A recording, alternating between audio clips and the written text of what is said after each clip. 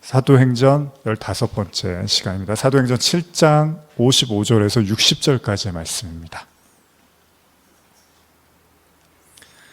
55절에서 60절까지의 말씀을 같이 한번 찾으신 분들 함께 읽어보겠습니다.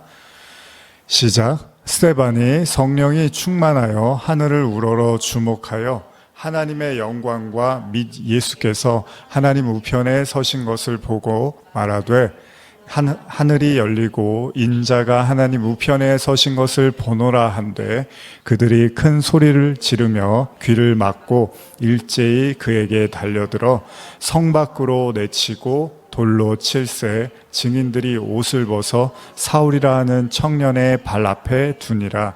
그들이 돌로 스데반을 치니 스데반이 부르짖어 이르되 주여 예수여 내 영혼을 받으시옵소서 하고 무릎을 꿇고 크게 불러 이르되 주여 이 죄를 그들에게 돌리지 마옵소서 이 말을 하고 자니라.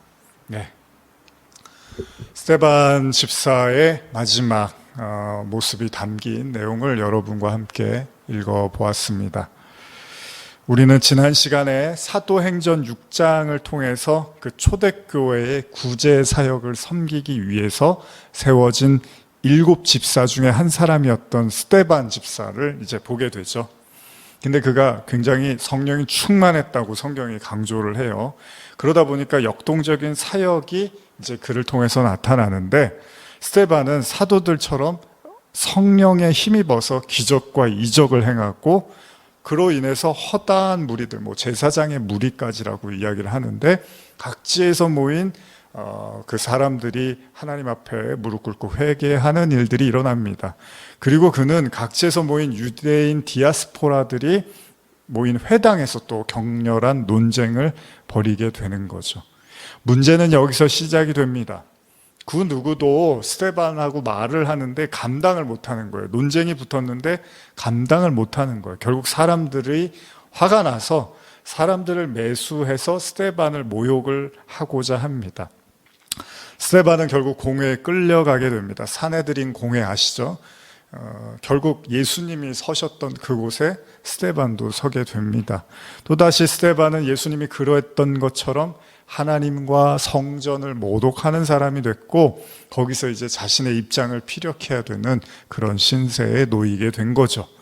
대제사장을 비롯한 유대의 권위 있는 사람들 앞에서 스데반의 항변, 이 항변으로 오늘 스데반은 이제 사도행전 7장이 시작을 하고 있는데 정말 스데반이요 모세의 모든 그 율법을 무시하고 하나님의 성전을 무시했는가?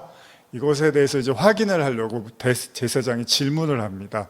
근데 스데반이 그 답변을 이제 하는데 답변을 넘어서서 여러분들이 아시는 것처럼 거의 설교죠, 설교.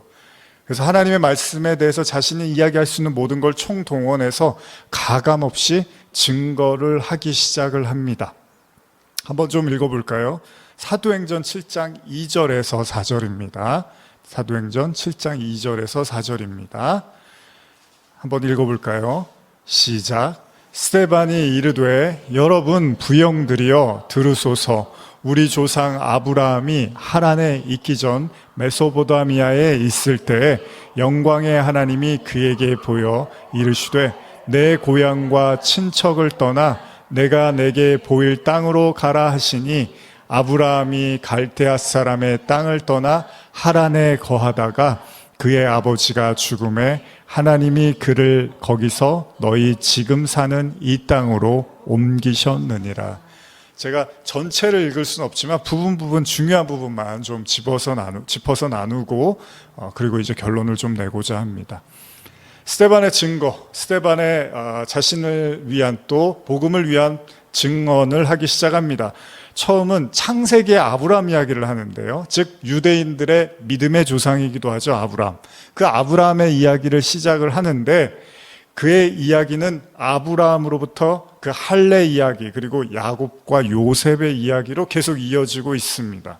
나아가서 출애굽기의 모세의 이야기까지 이렇게 옮겨서 진행을 하고 있습니다.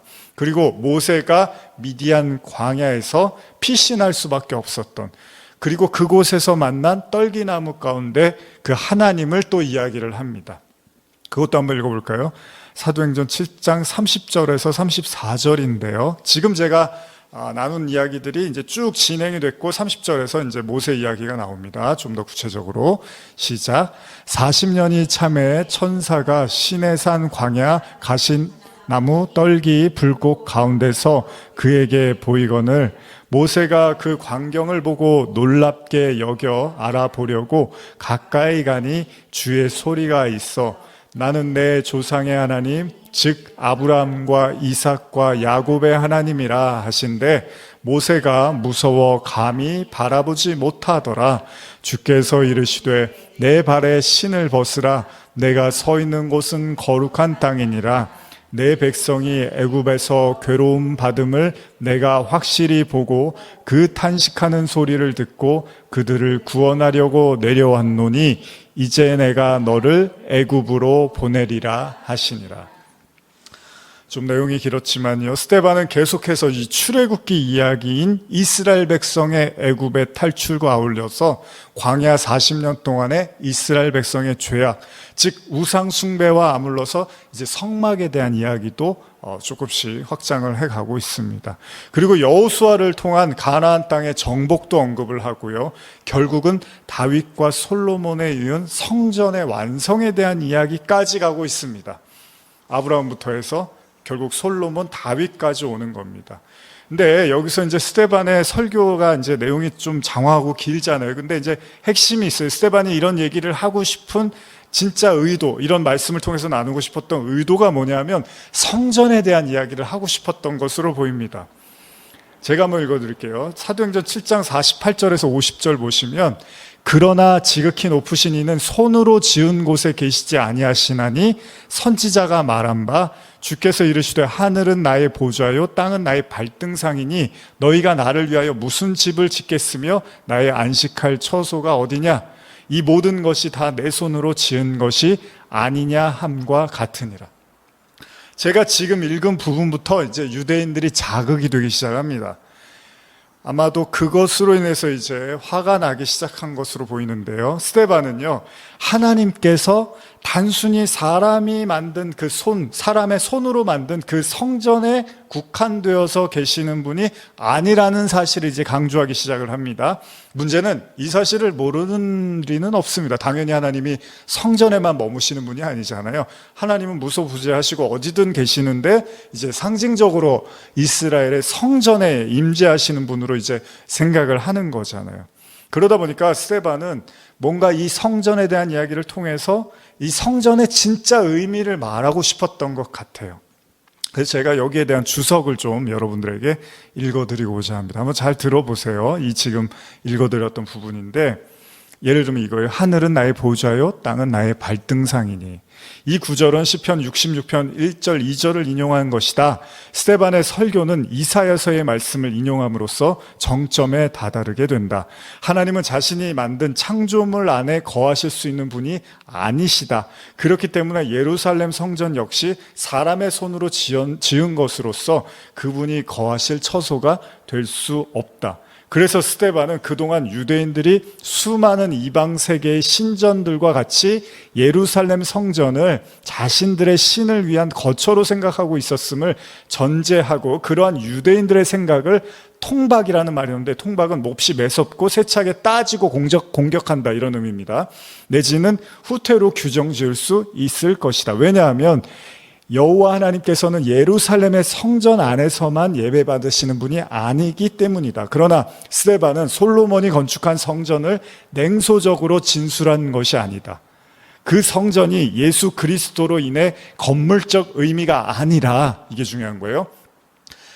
예수 그리스도로 인해서 건물적인 의미가 아니라 성전이 영적인 의미로 바뀌었음을 진술하기 위해서 그 성전에 대해서 언급을 했을 뿐이다.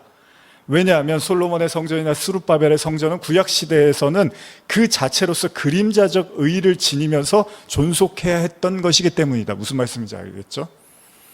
성전의 참된 의미를 가르쳐주기 위해서 스데반이 자꾸 이제 이 성막으로부터 성전에 대한 이야기를 꺼내기 시작한 거예요. 스데반은 하나님의 아들 예수 그리스도로 말미암아 이전에 집중되었던 그 성전 그 자체에 대한 일종의 우상 숭배와 같은 마음들이 있었다는 걸 너무나 잘 알았잖아요. 그래서 그 마음을 타파하고 진짜 성전의 본질이 예수 그리스도다라는 것을 가르쳐주고 싶었던 거예요. 알리고 싶었던 거예요.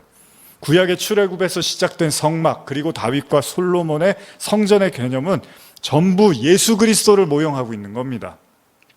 그리고 그것의 그림자란 말이에요. 여러분, 이게 되게 중요하거든요. 히브리서에서도 나타나지만 이 진짜가 있는데 그것을 나타내기 위한 상징적 어떤 그림자로서의 이제 성전인데, 문제는 뭡니까? 사람들이 그 성전 자체를 하나님처럼 여겼다는 거잖아요. 예수님은 십자가 사건을 통해서 우리 지난 주일에도 나눴지만 휘장이 찢어졌어요. 그래서 성소에서 지성소로 들어가게 되는 길을 열어놨습니다. 이제 누구나 그리스도를 믿으면 대제사장만 들어갈 수 있는 그 지성소의 자리를 사람이 들어간단 말이에요. 성도가 들어갈 수 있습니다. 이제 이거를 얘기하고 싶었던 거예요. 진짜 성전. 우리 예배당이 성전이 아니잖아요. 눈에 보이는 건물을 우리가 성전이라고 하는 게 아니란 말이에요. 예수 그리스도를 통해서 여러분들이 성령으로 마음에 하나님을 모시면 그게 성전이라고 하듯이 스데반은 성전의 진짜 의미를 가리키고 싶었습니다. 그럼에도 여전히 성전을 주목했어요. 왜 그런 줄 아십니까? 여러 가지 이유 중에 하나가, 이제 주석에도 그런 얘기를 많이 나누지만, 먹고 살, 이 성전 하나 때문에 먹고 사는 사람이 너무나 많았어요. 그래서 여러 가지 이유도 있지만 그 이익관계에서 이 성전을 무시하고 성전에 대해서 함부로 말을 하면 밥줄이 끊어질 수가 있는 거예요. 직업을 잃어버릴 수가 있는 거예요. 그러니까 다른 이야기들도 불편했지만 이 성전에 대한 이야기를 할 때마다 사람들이 더 마음이 이렇게 좋지가 않았던 거예요. 왜냐하면 내가 먹고 살아야 되는데, 이게 내가 직업인데 성전을 이렇게 쉽게 함부로 말하니까. 근데 그 성전이 어떻게 되죠? AD 70년에 무너져 버리는 거예요. 성전은 먹고 살라고 준 게 아니었잖아요. 직장으로 준 게 아니었단 말이에요. 하나님의 임재를 깨달으라고, 하나님을 깨달으라고 준 거였는데, 그래서 스데반이 그런 얘기를 하고 싶었던 거예요.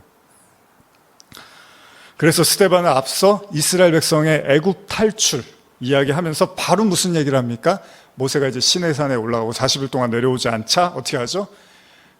하나님을 어떤 이제 모양으로 하나님을 상징하는 무언가를 이제 찾아서 예배를 드리려고 했고, 그게 바로 금송아지 사건이잖아요. 이걸 스데반이 언급을 하는 거예요. 왜 그런 줄 아십니까? 이 인간은 옛적부터 계속해서 하나님이 아닌 다른 어떤 것을 우상시해서 섬기는 일에 굉장히 능하였다라는 사실을 스데반이 이제 말하고 싶었던 거예요. 그래서 성전 이야기 전에 이 우상 숭배 이야기를 하는데, 그게 이스라엘 백성의 현 주소라는 거예요. 오늘날도 마찬가지겠죠. 우리도 또 많은 그리스도인들도 하나님이라고 믿고 붙들고 숭배하고 예배드리는 그것이 하나님이 아닌 것들일 수도 있다라는 거잖아요. 자, 사도행전 7장 41절에서 43절 한번 같이 읽어볼까요? 이게 참 무서운 얘기입니다. 스데반의 설교에서. 시작. 그때 그들이 송아지를 만들어 그 우상 앞에 제사하며 자기 손으로 만든 것을 기뻐하더니 하나님이 외면하사 그들을 그 하늘의 군대 섬기는 일에 버려두셨으니 이는 선지자의 책에 기록된 바 이스라엘 집이여 너희가 광야에서 40년간 희생과 제물을 내게 드린 일이 있었느냐? 몰록의 장막과 신 레판의 별들을 받들었으며 이것은 너희가 절하고자 하여 만든 형상이로다. 내가 너희를 바벨론 밖으로 옮기리라 함과 같으니라.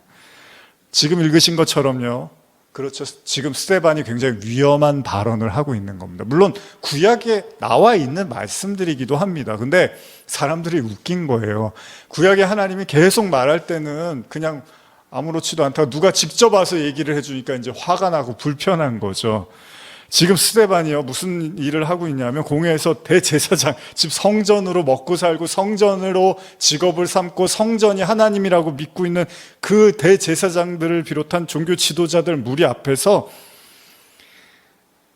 이것이 바로 이스라엘 백성들이 과거에부터 우상 숭배해오던 그 모습이 지금도 동일하게 진행되어지고 있다라는 사실을 은연중에 언급을 하고 있고, 이게 바로 범죄다라고까지 이야기를 하는 거예요. 그래서 이스라엘 집이여 너희가 광야에서 40년간 희생과 제물을 내게 드린 일이 있느냐, 이런 표현을 쓰는 거예요. 40년 동안 이스라엘 백성이 제사를 안 지냈습니까? 지냈어요. 근데 하나님은 받은 적이 없대요. 우리가 당황스러운 게 그런 거잖아요. 나는 열심히 했는데 하나님은 받은 적이 없다 그러면 섭섭하잖아요. 근데 하나님이 이렇게 말씀을 하시는 거예요. 그러니까 지금 이게 대제사장들을 비롯해서 그 사내들인 공회에 모인 사람들이 이제 이런 얘기를 들으면서 점점 이제 달궈지는 거예요. 화가 나고 있는 거예요. 결국 지금 너희들의 모습도 다르지 않다. 이게 스데반의 이야기입니다. 이제 스데반은 이제 작심을 하는 듯 결국 진짜 하고 싶은 말을 과감하게 하죠. 그리고 직접적으로 던집니다. 결국 이 말 때문에 스데반이 목숨을 잃게 되는 결정적인 메시지가 되는데, 이거 한번 읽어볼까요? 여러분, 스데반의 심정으로 한번 7장 51절입니다. 시작. 목이 곧고 마음과 귀에 할례를 받지 못한 사람들아, 너희도 너희의 조상과 같이 항상 성령을 거스르는도다. 굉장히 위험한 발언을 하고야 맙니다. 너희는 너희 조상처럼 목이 곧고 마음과 귀에 할례를 받지 못했구나. 항상 성령을 거스르고 있구나. 이 말이요, 결국은 듣던 사람들에게 이제 불편하고 불쾌함을 넘어서서 이제 이가 갈리는 이야기가 되는 거죠. 근데 여기서 그치지를 않습니다. 제가 현대어 성경으로 51절에서 53절까지 좀 더 이렇게 읽어드릴게요. 묘사를 해드릴게요. 이교도처럼 목이 뻣뻣한 사람들이여, 당신은 언제까지 성령을 거역할 셈입니까? 당신들의 조상이 한 짓을 당신들도 똑같이 되풀이할 셈입니까? 당신들의 조상이 박해하지 않은 예언자가 한 사람이라도 있었거든 그 이름을 대보십시오. 그들은 의로우신 그분이 오실 것을 예언한 사람들을 죽였지만, 그러니까 선지자를 죽였지만, 당신들은 바로 그분을 배신하고 죽였습니다. 누구죠? 예수님이죠. 그렇습니다. 당신들은 천사에게서 받은 하나님의 율법을 당신들 스스로 파괴하고 있습니다. 스데반이 또다시 지금까지 사도행전을 나누면서 사도들의 설교와 메시지에서 빠지지 않았던 중복되는 내용이 뭐였죠, 여러분? 너희가 예수, 하나님의 아들 메시아를 죽였다. 여러분, 설교가 이거예요. 물론 여러분들도 설교 들으시다 보면 많은 설교, 제 설교를 비롯해서 많은 설교를 듣다 보면 뭐 좀 새로운 설교 없나? 좀 뭔가 더 창의적이고 좀 더 뭔가 이렇게 즐겁게 해줄 수 있는 설교 없나? 이런 걸 찾을 수도 있잖아요. 근데 지금 보니까 사도들부터 해서 스데반까지 설교가 너희가 예수 죽였다는 게 설교예요, 설교. 나중에 바울도 아마 그런 설교를 했던 것으로 우리가 알고 있습니다. 그냥 반복적인 얘기예요. 너희가 하나님 아들을 죽였어. 이게 스데반의 입에서도 결국 나오고 맙니다. 어쩌면 우리는 이 대목에서, 그러니까 앞서서 사도들의 설교나 메시지에서도 그렇지만요, 복음의 본질이 뭘까 생각해 볼 필요가 있는 거예요.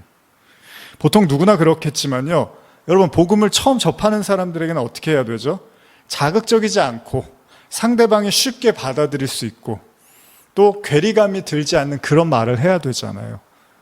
그렇다면 사도들이나 지금 스데반의 설교는 되게 부담스러운 설교예요. 갑자기 네가 예수를 죽였어, 너희가 하나님의 아들을 죽였어, 이런 설교는 상대방을 설득하고 상대방에게 어떤 그 마음을 가져오기가 굉장히 어려운 내용이잖아요. 실패가 높은 이야기입니다. 여러분, 전도하는데 교회 나와보세요, 예수 한번 믿어보세요, 하나님이 여러분 사랑하십니다, 이런 설교를 하지, 당신이 예수를 죽였어 이러면 교회 나오겠습니까?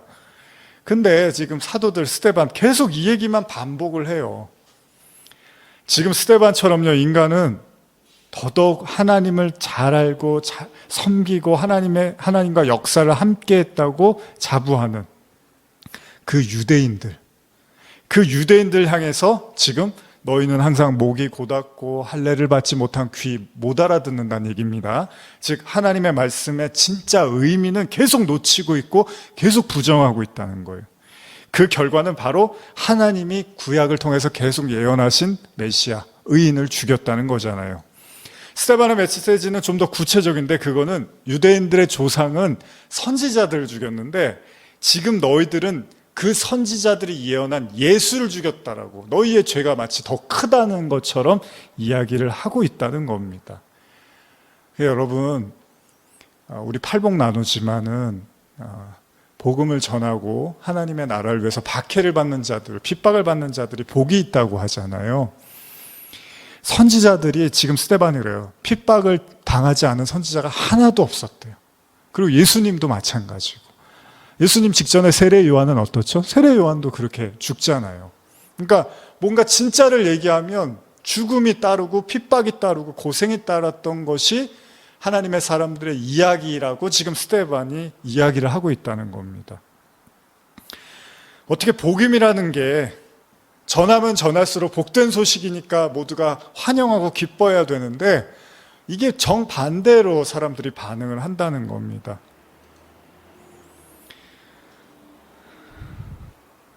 만약에 복음에 대해서 조금이라도 거리낌이 있는 사람한테 이런 식으로 전도를 하면은 바로 실패를 할 거 아니에요. 그죠? 지금 잘 구슬려도, 잘 구워 삶아도 지금 교회로 올까 말까 하는데, 네가 예수를 죽였어 이래버리면은 다시는 교회 안 간다고 할지도 모르잖아요.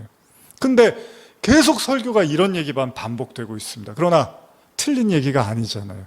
지금 스데반이 신문을 당하고 있는 이곳, 바로 사내들인 공회, 여기는 얼마 전 예수가 똑같이 신문을 당하고 그 결과 십자가의 죽음을 맞이하게 된 바로 거기란 말이에요. 어쩌면 스데반이 이곳에서 이토록 과감하고 대담하게 메시아를 죽인 사실을 외치고 있는 이유는 너무나 당연한지도 몰라요. 자신의 그리스도인 예수가 똑같이 여기서 그렇게 했으니까. 그러나 지금까지 누누이 말해왔지만요, 돌아가는 길을 선택할 수도 있습니다.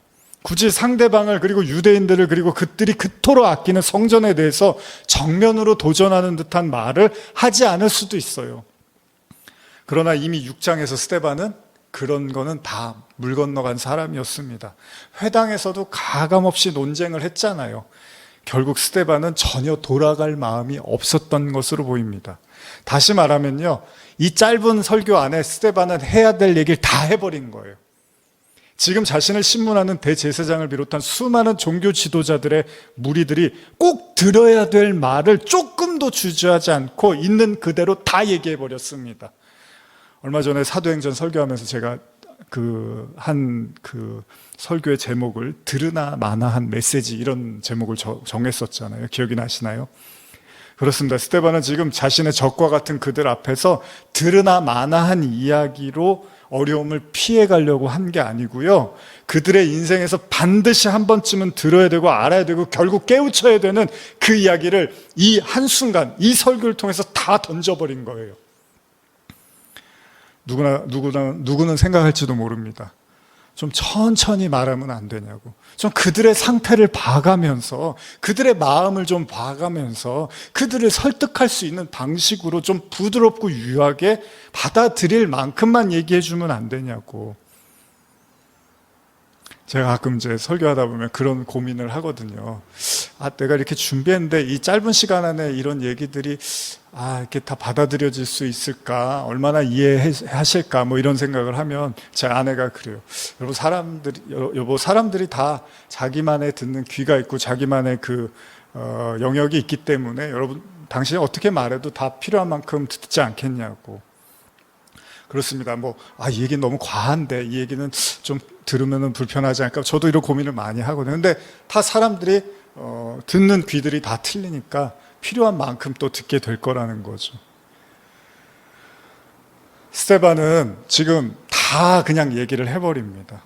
지금 이 순간 자신이 말하지 않는다면 그들에게 또다시 기회가 올 거라고 장담하지 못한다는 심정으로 스데반은 자신의 목숨을 걸고서라도 꼭 그 이야기를 들려주고 싶었던 것입니다. 혹시 여러분들의 인생에서 스데반 같은 사람을 만나본 적이 있으십니까?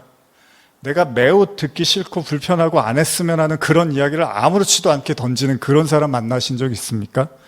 가끔요, 사람들을 만나다 보면요, 우리 자신을 이렇게 직시하게 만드는 사람들이 있습니다. 그러다 보면 굉장히 뼈 아픕니다. 그런 사람들을 만나고 나면. 내가 이 정도밖에 안 되는 사람인가? 내가 이런 사람이었나? 하는 그런 김 빠지는 그런 생각이 들 때도 있습니다. 지금 스데반의 이 설교는요, 순식간에 그 사내들인 공회에 모인 최고의 종교 지도자들의 자존심을 짓밟고요, 순식간에 그들을 굉장히 초라하고 믿음 없고 어리석고 강팍한 죄인으로 만들고 말아버린 겁니다. 여러분, 현실을 직시하게 만드는 사람, 내 자신을 객관적이고 정면으로 보게 만드는 이야기들, 아직도 여기에 머물러 있는가? 난 왜 이렇게 잘하지를 않는가? 난 왜 이렇게 똑같은가? 하나도 변하지 않는가라고 생각하게 만드는 말들. 어쩌면 인간은 진실을 달가워하지 않는 것 같습니다. 그런데 반드시 명심해야 될 게 있습니다. 지금 스데반은요, 이 이야기를 왜 하는 거죠? 사람들을 죽이려고 하는 이야기가 아니라는 거예요.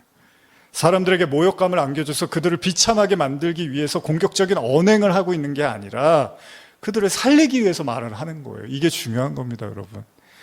프랑스의 철학자이자 노벨 문학상을 받았던 소설가, 저는 뭐 제대로 읽어보진 않았지만 책들을, 알베르 까뮈의 그 명언 중에 다음과 같은 말이 있습니다.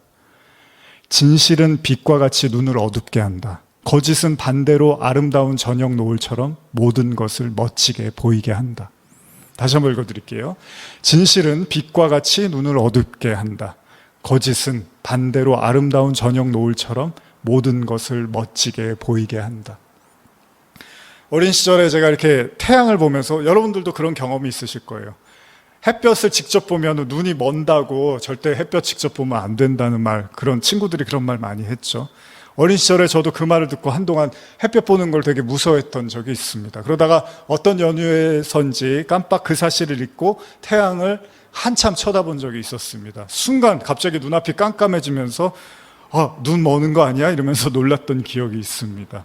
다행히 눈이 멀지는 않았는데, 제가 아까 다시 한번 설교 준비하면서 인터넷에 검색해 보니까 잘못 쳐다보면 눈 굉장히 나빠질 수 있다고 하긴 하더라고요.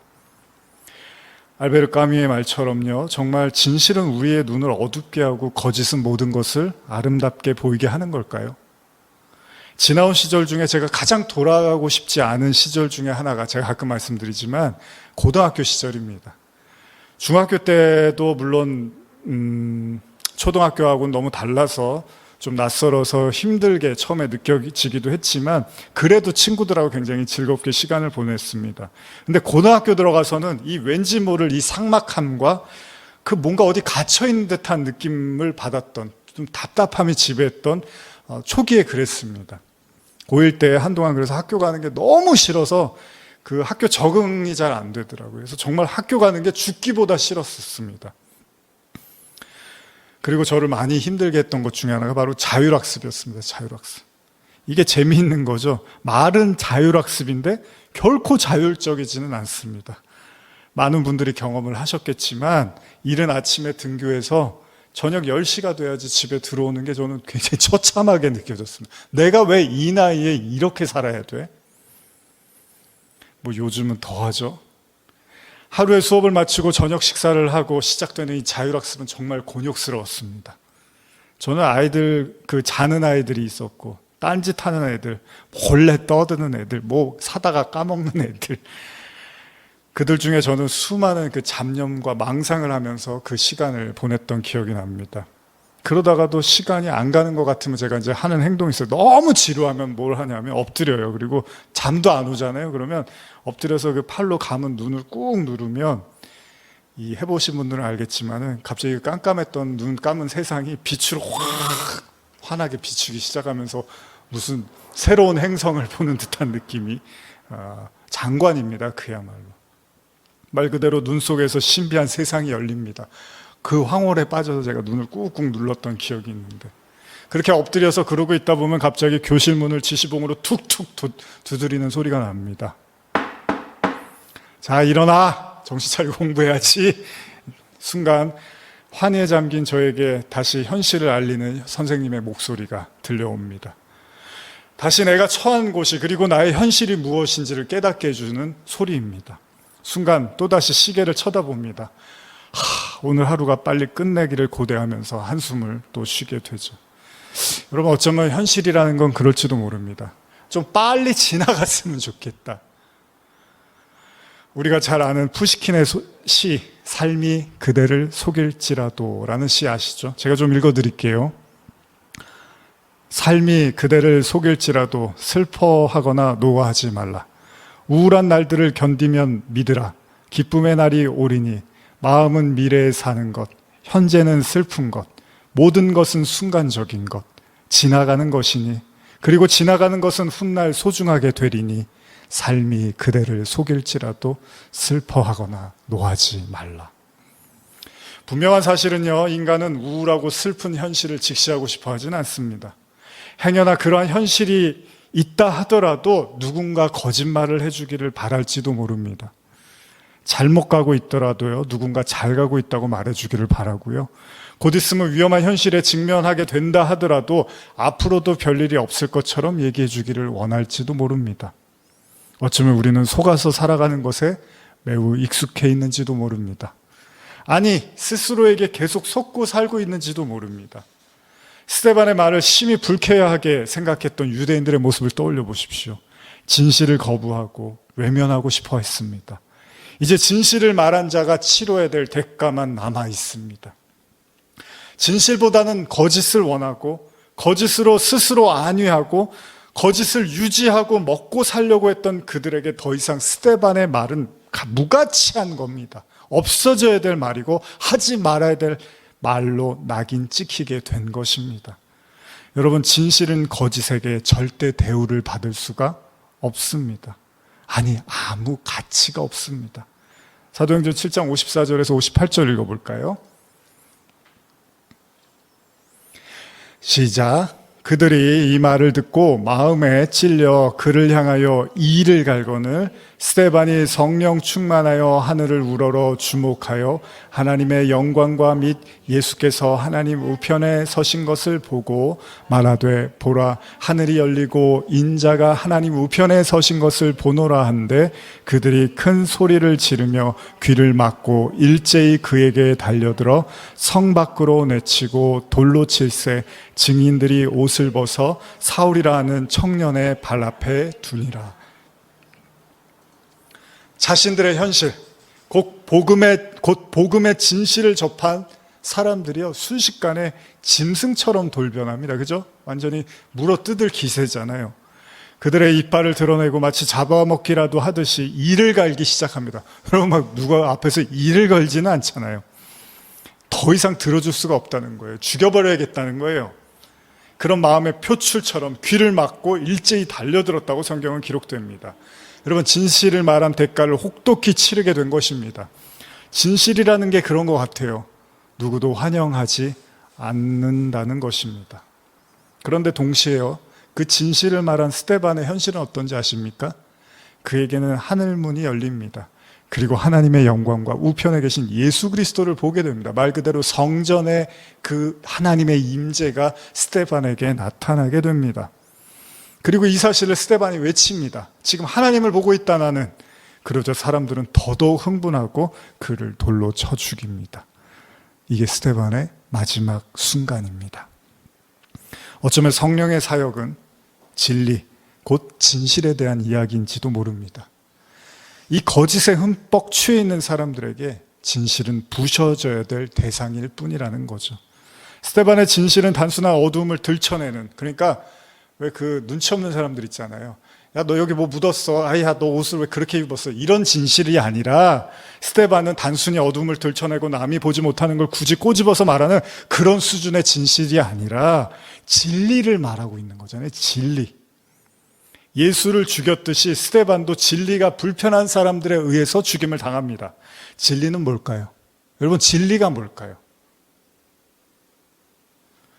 구원에 대한 이야기입니다.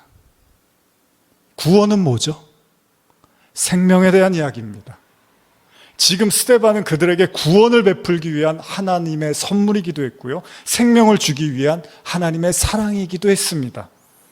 그러나 거짓에 취해 있는 자에게 스데반은 선물도 구원도 사랑도 아닙니다. 그저 사라졌으면 하는, 죽었으면 하는, 없어졌으면 하는 그런 존재 이상 이하도 아니라는 겁니다. 여러분들의 진실과 거짓은 안녕하십니까? 여러분들의 진실과 거짓이 뒤엉켜서 혼돈의 상태에 있는 것은 아닙니까? 아니면 거짓이 진실의 자리에, 진실을 거짓이라고 찰떡같이 믿으면서 그 위험을 과시하고 싶으면서 살고 싶은 것은 아닐까요? 혹시라도 여러분들의 인생 속에서 진실을 말하는 자를 죽이고 싶을 만큼 미워한다거나 싫어하고 있지는 않습니까? 아니면 계속 누군가에게 여러분들에게 거짓이라도 좋으니까 아름다운 저녁, 노을처럼 모든 것이 아름답다고 나한테 말해달라고 생각하고 계시는 건 아닐까요? 교회는 구원을 말하는 곳입니다. 진리를 말하는 곳이죠. 붉은 노을처럼 모든 것이 아름답다고 말하는 곳이 아니라 하나님의 빛을, 우리의 깜깜함을 외치는 곳이기도 합니다. 스데반의 죽음 앞에서 우리는 다시 처음으로 돌아가서 왜 스데반이 이런 이야기, 이런 말과 행동을 했는지 생각해 볼 필요가 있습니다. 아니, 왜 스데반이 따랐던 그분, 예수님이 십자가를 지었는지도 마찬가지죠. 사도행전 7장 59절, 60절 한번 읽어볼까요? 그들이 돌로 스데반을 치니 스데반이 부르짖어 이르되 주 예수여 내 영을 받으시옵소서 하고 무릎을 꿇고 크게 불러 이르되 주여 이 죄를 그들에게 돌리지 마옵소서, 이 말을 하고 자니라. 스데반의 마지막 모습이 굉장히 중요한데 예수님의 십자가의 그 처형, 그 마지막 순간과 거의 흡사합니다. 제가 굉장히 중요하게 보는 구절이에요, 사실. 근데 오늘 시간이 없어서 이걸 다 나누지 못하지만 스데반은 날아오는 돌을 맞으면서 머리가 터졌을 겁니다. 얼굴이 피 범벅이 됐을 거고 온몸이 부러지고 멍이 들었을 거죠. 피를 철철 흘렸을 거예요. 기가 막히죠. 성령을 받고 이제 그 하나님의 은혜와 영광에 휩싸여서 담대하게 복음을 전했는데 바로 이런 정말 극악무도한 상황이 자신을 기다리고 있었습니다. 그러나 그 와중에도 스데반은 생각했습니다. 자신의 구세주였던 예수님이 그랬던 것처럼 스데반도 하나만 생각했다는 거예요. 뭐죠? 주여 이 죄를 그들에게 돌리지 마옵소서. 제가 지난 주일에도 잠깐 나눴지만 용서, 사랑, 완성, 사랑의 완성은 용서로 나타납니다. 그래서 하나님이 우리를 용서해 주시는 거예요, 원수인 우리를. 그런데 그 용서를 받은 자들이 우리가 우리에게 죄 지은 자를 사하여 준 것 같이 우리의 죄를 사하여 주옵시고처럼 그 용서를 받았기 때문에 이제 그 용서를 하게 되는데, 누구를 향해서? 자신에게 돌을 던지고 침을 뱉고 죽었으면 바라는 그 원수들을 향한 스데반의 마지막 중보 기도는 다름 아닌 뭐였죠? 저들에게 죄를 돌리지 마옵소서. 스데반은 하나만 생각하고 있었습니다. 바로 그들의 영혼의 구원입니다. 스데반의 죽음 앞에서 이제 설교를 마무리하면서 그런 생각을 한번 해보고 싶어요. 여러분들에게 영혼 구원의 가치는 목숨을 걸 만한 일입니까? 만약 목숨을 걸 만한 일이라는 생각이 드신다면 이미 여러분들은 그 여러분들을 대속한 예수 그리스도의 사랑과 용서를 마음으로 간직하셨는지도 모릅니다. 그러나 어떤 분들에게는 그 정도의 가치로 느껴지지 않으실 수도 있습니다. 언젠가 이 스데반이 외쳤던 것처럼, 그리고 자신의 목숨을 걸고 말씀을 증거했던 것처럼, 그가 죽었다, 순교했다가 중요한 게 아니라 그의 내면에 생생하게 하나님이 살아계셨다는 사실이 더 중요하다는 것을 잊지 않으셨으면 좋겠습니다. 그에게 다른 소망은 큰 의미가 없었습니다. 왜냐하면 그의 내면에 이미 하나님과 그 어린 양 예수가 함께 하시는 사실이 너무나 명확하였기 때문에 그에게 목숨은 그다지 중요하지 않았던 것입니다. 영혼의 구원. 교회는 진실을 말하는 곳입니다. 진리를 말하는 곳입니다. 이 진리가 우리를 자유케, 구원케 되기를 간절히 축복합니다. 기도하시겠습니다. 하나님 아버지, 스데반 집사, 초대교회 최초의 순교자, 우리의 마음속에 또 깊이 간직하며 예수님이 걸으셨던, 스데반이 걸었던, 사도들이 걸었던 십자가의 길, 순교자의 삶, 우리의 삶이 되게 하여 주시옵소서. 감사드리며 예수님의 이름으로 기도합니다. 아멘. 찬양하고 마치겠습니다.